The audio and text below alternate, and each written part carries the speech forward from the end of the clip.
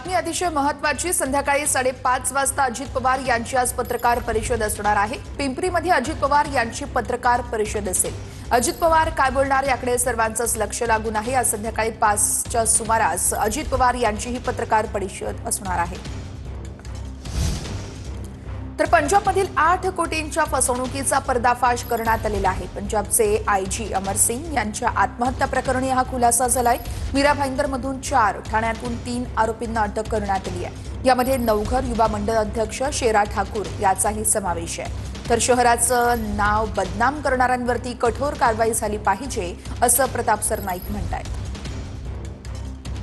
मेहताजींचा भाऊ विनोद मेहता याचा तो भागीदार आहे असंही मला माहिती कळलं। तर पंजाब पोलीस चांगल्या प्रकारे ती माहिती घेतील आणि जे आरोपी आहेत अजूनही फक्त तो ठाकूरच त्यामध्ये आहे की अजून कोण भागीदार आहे तेही बघणं गरजेचं आहे। कारण अशा पद्धतीनं पंजाबमध्ये करोडो रुपयाचा अपार करून जर या मीरा भाईंदर मध्ये अशा प्रकारे ते लोक काम करत असताना आणि शहराचं नाव बदनाम करत असतील तर निश्चित स्वरूपात कठोरात कठोर त्यांच्यावर कारवाई